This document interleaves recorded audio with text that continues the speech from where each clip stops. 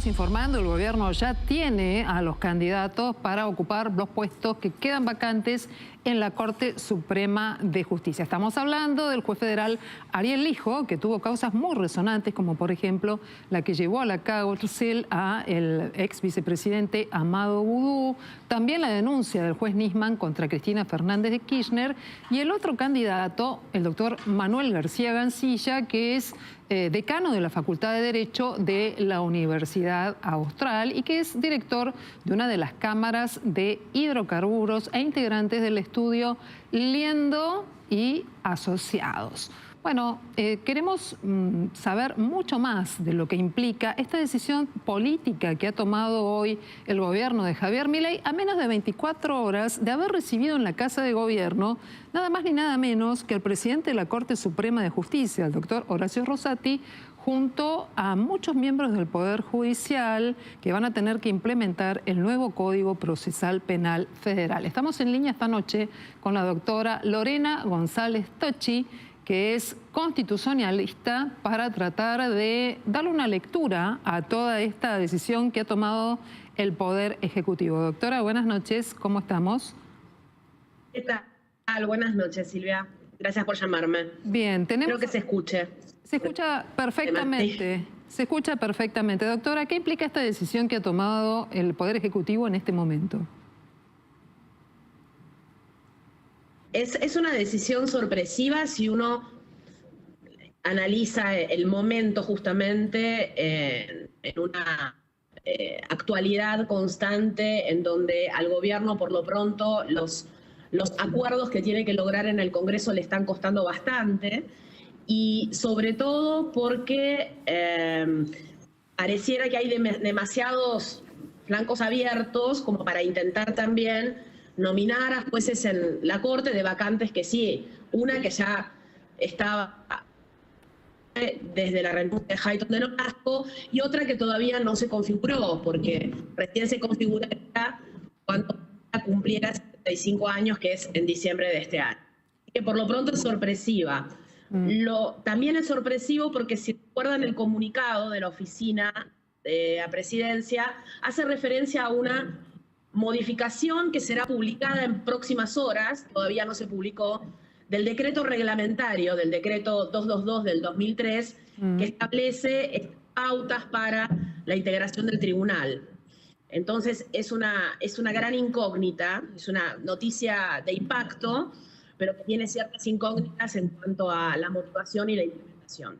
A muchos de nosotros nos llamó mucho la atención el hecho de que con mucha anticipación el Poder Ejecutivo le agradeciera los servicios prestados al juez Maqueda, que recién va a cumplir el próximo 29 de diciembre 75 años y que además tiene una posibilidad que le otorga la ley, que es pedir una prórroga para permanecer en su cargo. ¿No hubo una advertencia de Maqueda o en realidad se anticipó la política al pedirle el alejamiento? Es así. Voy a aclarar algo. De acuerdo con el artículo 99, inciso cuarto, este artículo fue incorporado a la reforma de 1994, cuando los jueces de la Corte cumplen 75 años, requieren de un nuevo acuerdo para mantener cargos de 5 años. Esto quiere decir que les tienen que ratificar por 5 años más el nombramiento. Quiere decir que el presidente los tiene que volver a nominar y el Senado les tiene que volver a dar el acuerdo.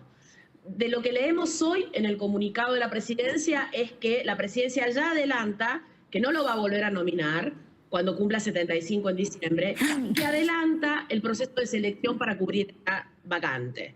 Esto, vuelvo a repetir la misma palabra para describirlo, es sorpresivo, no solamente por el tiempo, sino porque, en términos sencillos, es una discusión que no tiene mucho sentido dar ahora, sobre todo por la cantidad de discusiones trascendentales que estamos atravesando. Pongo 2 ejemplos: decreto 7023, todavía sometido al control parlamentario, con medidas cautelares de suspensión sobre capítulos del decreto 7023, y un proyecto de ley base frenado y un intento de remozarlo y por lo pronto presentarlo nuevamente al Congreso y que eventualmente el Congreso pueda aprobar en todo o en parte ese proyecto de ley ómnibus, ¿no? Y justamente entonces, la lectura es complicada.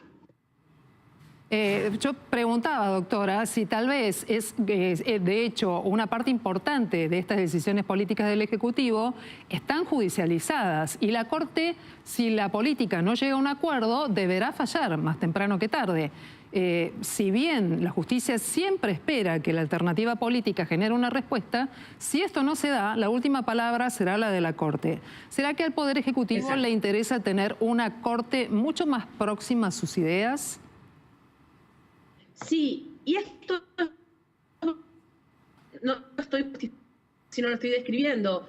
Esto pasa, es casi una lotería, ganarse la lotería para un Poder Ejecutivo, tener la posibilidad de completar vacantes en la Corte. Hubo poderes ejecutivos que no tenían vacantes para completar y recordemos que las ampliaron. ¿Por qué digo esto? Lo digo descriptivamente porque siempre es positivo, más allá de cualquier signo político que pensemos, lograr que nuestras medidas de gobierno tengan el aval jurisdiccional, tengan el aval de la Corte. En esta composición todavía no cubierta de la Corte, me da la sensación de que la idea es adelantar para tener una Corte completa de 5, como establece la ley vigente, como decías vos, completar con otras visiones que tal vez el gobierno puede juzgar que sean más afines a sus intereses o a su interpretación del derecho, y de esta manera adelantarse y llenar una vacante pendiente y una vacante que todavía no se conformó. Esa sería la lectura más obvia, más evidente. Ahora, el tiempo, el timing de hacer esta propuesta, como decíamos al principio, es bastante temerario, es bastante riesgoso, porque no están logrando los acuerdos que la Constitución impone. Los acuerdos en el Congreso para ciertas medidas de gobierno que la Constitución reclama. Y también la Constitución lo reclama. Estas ansias de elegir a mis candidatos afines, la Constitución le permite a los presidentes nominar, pero impone el acuerdo del Senado, impone el acuerdo parlamentario de 2/3 partes de los miembros, que es un acuerdo bastante difícil de conseguir, ¿no? Doctora, justamente en este plano quiero detenerme porque hablamos mucho del timing y de las oportunidades de lograr mayorías. Vamos a aclarar a toda la audiencia que hay un largo trámite por delante desde el momento en el que se publican los nombres de los elegidos, las oposiciones que puedan recoger, los respaldos, una audiencia pública para que finalmente se pueda llegar a la sesión. Y en la sesión es muy importante contar con una mayoría especial en la Cámara de Senadores para que estos candidatos sean elegidos o no. Con lo cual me parece muy interesante poder aclarar este punto que es necesariamente política, donde se encuentra el deseo del oficialismo y los votos no solo del oficialismo, sino los votos de la oposición.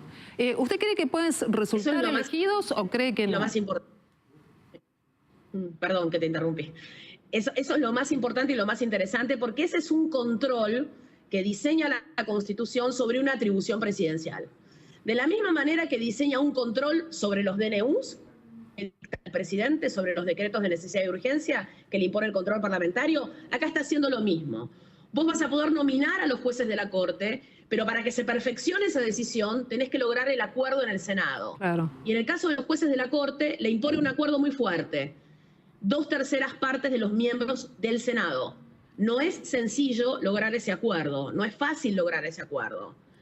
Entonces, además de que muy bien describiste todo el procedimiento, con un procedimiento de audiencias públicas que se estableció en este decreto, que en teoría, por el anuncio de hoy, va a ser modificado, que es el decreto 222 del 2003, pero lo importante es que ese decreto incorporó la posibilidad de oposiciones, impugnaciones y explicaciones de los candidatos frente a los senadores y frente a los ciudadanos, para que conozcan a esos candidatos. Lorena. Ahora, ese proceso que es muy largo y que requiere de esos consensos, en este contexto, en esta situación, se ve particularmente difícil. Por eso, tal vez es un golpe de impacto, ¿no? Esta decisión. Creo que, Diego, me hablaste. Sí, Lorena, Leandro Dario te saluda. Te quería preguntar por, en Argentina la justicia federal, los jueces federales, es tal vez la parte de la justicia más cuestionada, justamente por ser muy complacientes con el poder de turno, sea político o económico, y luego muy duro con el que no tiene poder, ¿no es cierto? ¿Qué mensaje le está mandando Milei a la justicia federal, a Comodoro Pi, al proponer a uno de sus hombres, al hijo. Y bueno, es un mensaje. El primer mensaje son los antecedentes del hijo, que eso es información pública, ¿no? El hijo no solamente tiene una serie de denuncias, tiene varios pedidos de juicio político, es un juez muy cuestionado. Y claramente, si tengo que pronunciarme por el cumplimiento de los requisitos constitucionales o los requisitos esperables para ser juez de la Corte, me da la sensación de que es el que tiene menos cubierta por lo menos esa base mínima de requisitos, y creo que es el que va a presentar mayor oposición solamente por leer lo que pasó hoy, ¿no?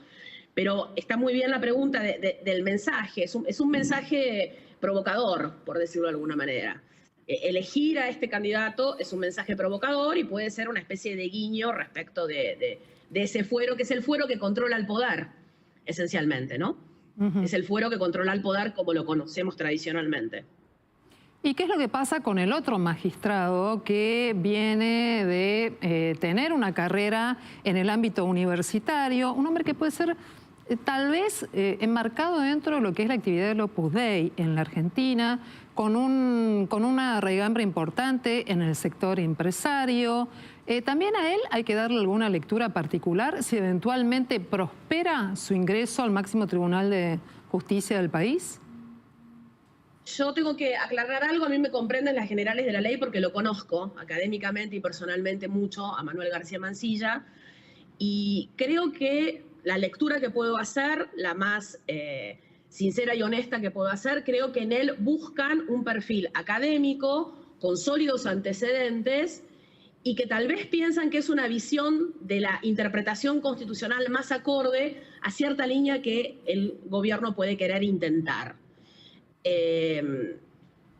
Antecedentes académicos y profesionales le sobran, no pasa lo mismo con el otro candidato. El otro candidato puede tener más defectos visibles, por decirlo de alguna manera, pero creo que la lectura es esa, buscar, y si nos remitimos a la forma de comunicarlo, cuando hacen referencia a Manuel García Mansilla, hacen referencia sobre todo a sus antecedentes académicos y a esta idea de una profunda formación en el derecho, que eso es indiscutible, y que ese tipo de candidatos buscaron. Un candidato de los jueces y un candidato de la academia. Por supuesto, ningún juez del planeta, ningún gobierno del planeta nomina jueces que pueden ser contrarios a lo que va a proponer. Bueno, a ver, voy a poner este foco teniendo en cuenta que el doctor Rosati, por ejemplo, tiene una mirada crítica de la dolarización teniendo en cuenta el texto de la Constitución Nacional, y que algunos sectores consideran que si finalmente el gobierno quiere derogar la ley de interrupción voluntaria del embarazo, necesitaría en el máximo tribunal una posición en línea con la Casa Rosada. ¿Usted cree, dado que además lo conoce, puede ir por esta línea tal vez? El poder legislativo deroga las leyes. La Corte no deroga las leyes. La Corte declara las inconstitucionalidades en los casos concretos. Sí, obviamente. Entonces, si es idea del Poder Ejecutivo derogar la ley de interrupción voluntaria del embarazo, deberá presentar un proyecto de ley y ese proyecto de ley deberá ser votado en el Congreso. Lo que digo es, lo que tenemos que pensar es esto. Los poderes ejecutivos van a buscar candidatos medianamente afines. Yo no me animaría a poder escanear a una persona y adelantar todo lo que va a votar, todo lo que va a decidir. De hecho, lo vemos todo el tiempo en el Congreso. Se supone que diputados o senadores que forman un bloque tienen que votar siempre igual. Todos los días vemos cómo no votan igual. Con los jueces pasa más o menos lo mismo. Las audiencias del decreto 222, las últimas que se dieron cuando se propusieron a Rosenkranz y Rosati, están en YouTube disponibles, son muy interesantes, y ahí cuando les van haciendo preguntas sobre sus posturas doctrinarias, ellos van explicando de qué manera en abstracto podían considerar algunas cuestiones, y después si uno se encarga de repasar los votos que tuvieron después sobre temas que en algún momento escribieron como académicos, cuando tienen que resolver un caso concreto no es tan lineal. Yo no me jugaría a decir exactamente esto que habló en abstracto es de la misma manera que va a resolver un caso. Muy bien, doctora. Pero lo importante para mí es sacar la idea de que las leyes las voy derogando a través de acciones judiciales. No, las leyes las tiene que derogar el propio poder que es el poder legislativo. Claro, está muy claro, pero muchas veces, como dice el juez Rosati, todo termina en tribunales, ¿no? Por eso ponemos tan fina la mirada seguro, en el máximo tribunal. Seguro, pero acordémonos que en Argentina se resuelve caso a caso. En Argentina no se resuelve. La declaración de inconstitucionalidad no tiene efecto derogatorio en Argentina. Tiene efecto de inaplicabilidad para el caso concreto. Perdón por el tecnicismo, pero es una diferencia muy importante. Doctora Lorena González, le agradecemos mucho esta conversación. Vamos a estar pendientes y en definitiva todavía tendremos que ver si finalmente los candidatos serán jueces elegidos o si finalmente tendremos candidatos que van a derivar en una situación abstracta si no consiguen los votos de la política. Buenas noches y muchas gracias.